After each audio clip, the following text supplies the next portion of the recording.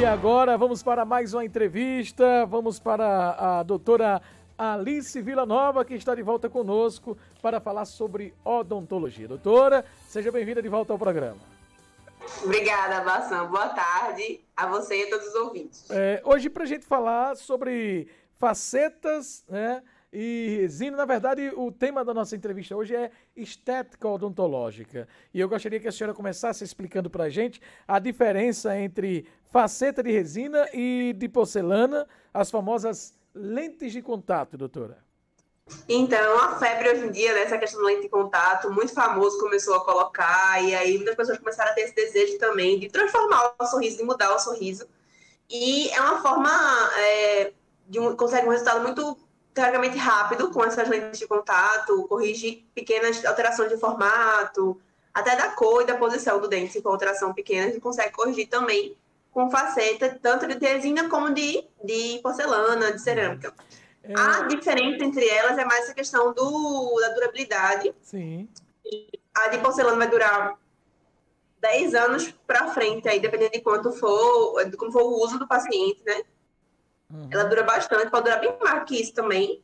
E enquanto a de resina vai durar de 5 anos a uns 10 anos por aí, se a gente fizer a manutenção bem certinho. A de resina também, a gente consegue concluir o tratamento aqui no consultório eu faço com uma sessão. A gente pega uma manhã, uma tarde, e o paciente chega com o sorriso querendo transformar e já sai com ele transformado. Enquanto numa de porcelana é muito mais etapas para o processo. Precisa mandar para o laboratório, então tem que vir no dentista várias vezes para sair com um resultado final. Fora o custo, que é um pouquinho mais alto. A questão da durabilidade, a senhora falou aí, eu não observei direito, também tem essa diferença, né?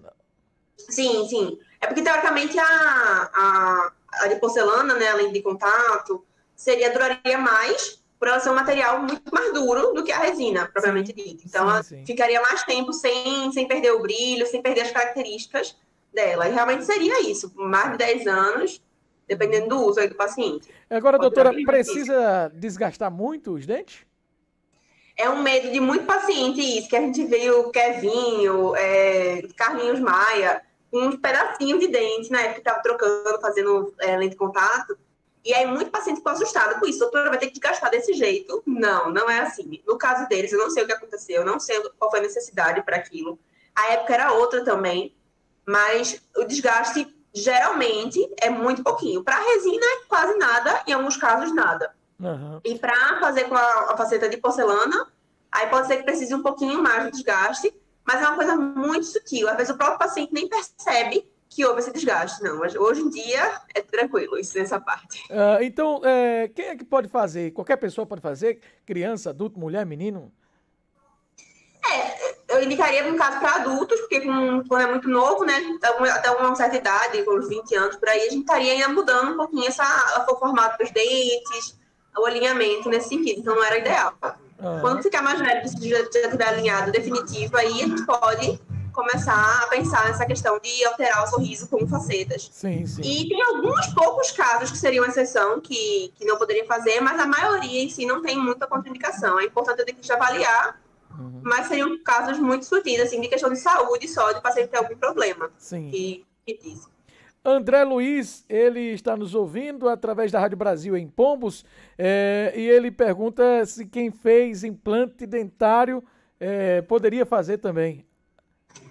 No caso do implante, a gente tem um pino, né, do implante que vai ficar no osso do paciente, e por fora, a parte que a gente vê de dente no implante é de porcelana, é uma coroa, na verdade, né? Sim. Então, é bem diferente, um pouco diferente da faceta, porque seria outro tipo de material e outro tipo de estrutura de porcelana, no caso da cerâmica. Sim, sim. Mas aí pode fazer também, ele pode trocar aquela que ele fez, a coroa que ele fez no implante, pode trocar por outra coroa, que ele acha mais estética, mais bonita. Sim, sim. E pode fazer nos outros dentes também. É só a gente ter cuidado, porque a cor da coroa dele não vai mudar, né? Se ele não trocar a coroa, aquela vai ficar sempre com a mesma cor.